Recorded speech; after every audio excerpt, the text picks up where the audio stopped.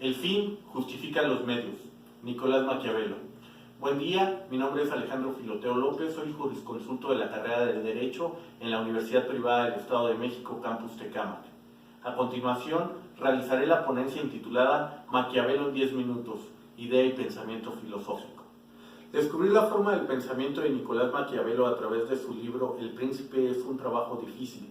Trataré de analizar el pensamiento de Nicolás Maquiavelo desde una perspectiva original, poniendo énfasis en especial a su concepción de la política y el poder.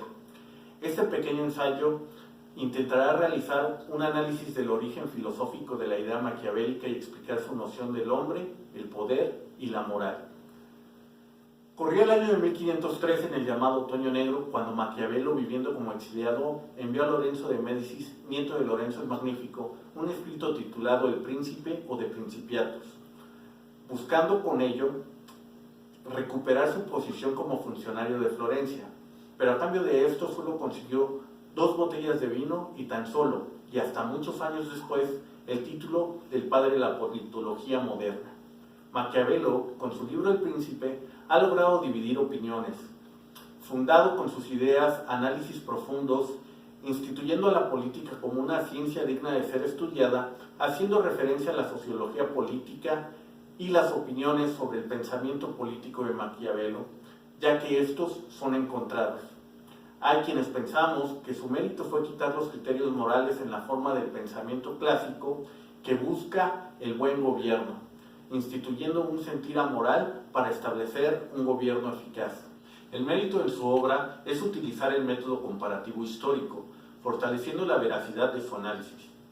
Por otra parte, hay quien piensa que su obra es completamente inmoral al destacar que sus consejos al príncipe son más bien un imperativo para su acción, obligando al príncipe a actuar en una sola dirección y con un fin político en particular. Estas órdenes estaban encausadas a la unificación de Italia, es decir, al pensamiento de la consolidación del Estado. Lo que sí puedo estar seguro es que Maquiavelo ve perfectamente su campo de estudio, la política, entendiendo y explicando que la política es el medio de ganar la lucha por el poder entre los hombres. La política se aparta del pensamiento filosófico o religioso, de un Dios o de un deber ser, para crear una esencia propia como algo que existe por sí mismo, simplificándolo a mi particular punto de vista en la frase el fin justifica los medios. La esencia de la política. Todos tenemos una perspectiva de la política. La podríamos definir en diferentes formas y conceptos o consideraciones, pero el pensamiento de Maquiavelo rompe toda expectativa, pues nos conduce a analizar una sola pregunta que rompe paradigmas. Esta pregunta es, ¿qué es lo propio en la política? Debemos de entender que la política gana su esencia al dejar atrás los pensamientos filosóficos y religiosos, aunque Maquiavelo hace referencia a ellos. Debemos de tener una definición más objetiva para poder comprender la idea maquiavélica.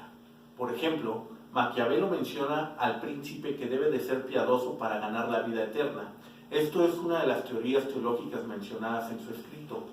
Pero lo que nosotros debemos de analizar es que para Maquiavelo la política únicamente se reduce a investigar los medios por los cuales el poder se adquiere, se conserva o se pierde. A Maquiavelo no le es importante la forma del pensamiento religioso o filosófico del mandatario, príncipe o jefe de Estado. Ni siquiera le importa la organización del Estado, porque para él lo más importante o lo que más le interesa es que el poder sea bien ejercido y lógicamente conservado. Los consejos que se vierten en el libro no son otra cosa más que los pensamientos políticos del autor reflejados hacia un solo punto, el poder. Pues cuando Maquiavelo aconsejó al príncipe tener medios de coacción disponibles, cultivando los vicios que sean necesarios para ser más temido que amado, es decir, en palabras de Maquiavelo, ser el zorro y el león, él no enseña a ganar la vida eterna, sino a conseguir y conservar el poder. El pensamiento de Maquiavelo se especifica y se define de la siguiente manera. Él escribe tajante sobre temas precisos a los cuales va catalogando en una perspectiva de lucha con un fin. Para explicarlo mejor, cuando Maquiavelo habla del camino de la vida eterna, solo lo hace con un fin religioso. Cuando habla de la adquisición de alianzas mediante riqueza, lo hace con un fin económico. esto con la intención de utilizar la política fuera de toda consideración, escribiendo de ella con otro fin, el político. Esto con la intención de lograr el objetivo, que el poder sea el fin que justifique los medios. Entendiendo el ámbito de la política en su propia esencia, Maquiavelo abre un planteamiento antagónico que es clave en nuestros días para el desarrollo del poder en cualquier estado bajo el punto de vista de la teoría de Schmitt, y que a continuación trataré de explicar. Todas las disciplinas tienen su distinción propia. Lo ético se define por lo bueno y lo malo, lo estético por lo bello y lo feo, lo económico por lo que es rentable y por lo que no lo es, lo religioso por lo divino y lo mundano. La política se define entre amigos y enemigos.